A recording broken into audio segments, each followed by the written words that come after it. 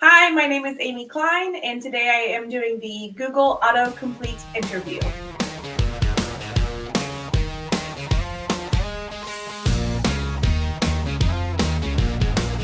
They're hilarious sometimes. Murder the most. No, what is that? What it was? I would assume that anybody searching on Google for mortgage answers probably wouldn't know very much about it, and they're just getting their feet wet and starting it out. But I am pretty excited to see what they have to say. All right, so let's check out this first one. Why do mortgages go up? I'm assuming that would be talking about interest rates. There's a lot of things that go into interest rates. Bad news is good news for interest rates. So COVID kind of did a boost for interest rates, which sounds extremely crazy, but when things are going bad for the economy, the feds alter rates to try to boost and infuse money into the economy. At least for the rest of this year, we're thinking they're going to stay relatively low because we're still in the middle of this pandemic.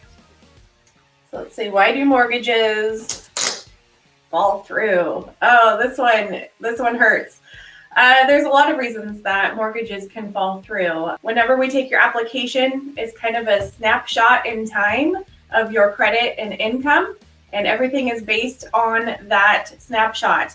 If anything changes before closing, if you were to go get a new vehicle loan or take out a new credit card or finance those washers and dryers that you need for your new house, that can change your approval. If you are to lose your position at your job, that can fall through.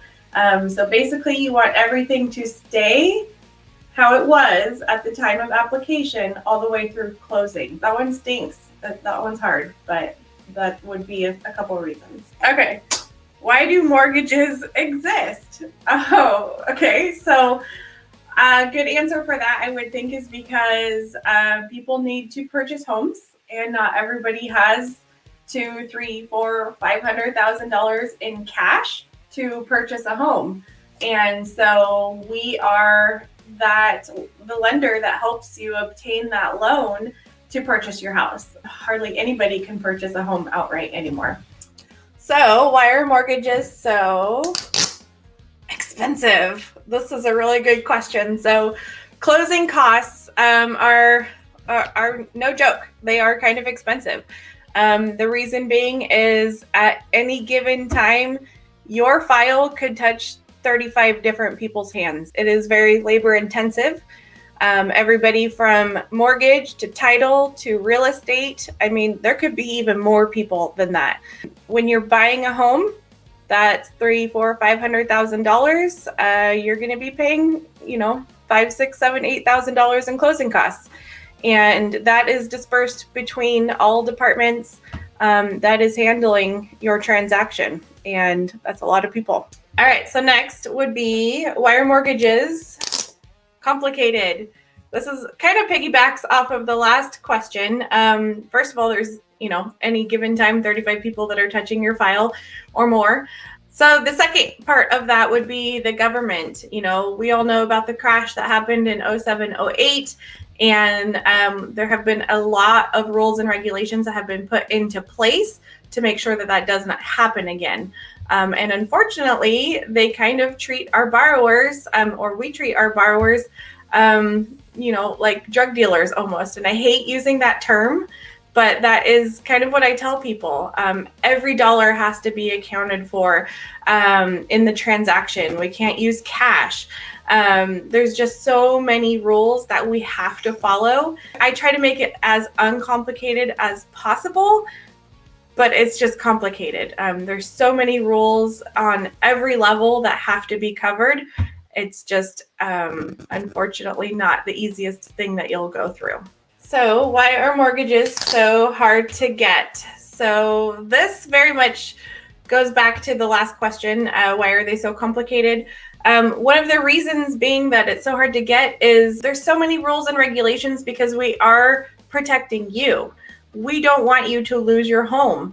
We want to make sure that you qualify, that you make the money, that you're good at making payments, that you're able to make that. And if we're going to lend sometimes on a 30-year loan, we want a pretty good feeling that you're going to be able to make that payment. And so they do put you through a strenuous approval.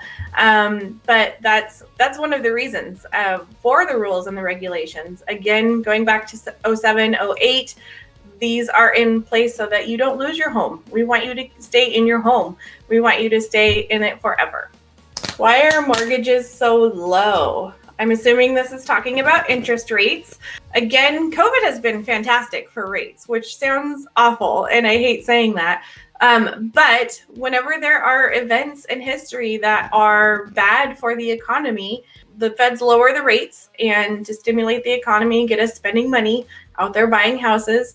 And that's one of the reasons rates are so low. I would say right now, the number one reason is COVID.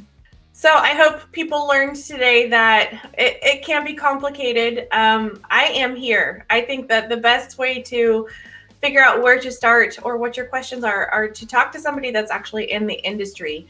The internet and Google can do a good job, but ultimately talking to somebody that's been there, done that, is currently doing that is the best way to go, because there is a lot to go over. The internet doesn't know everything about you, and it doesn't know what questions to ask to get to the bottom of that. And I do. And that's so important, because one answer might be different than another for someone else.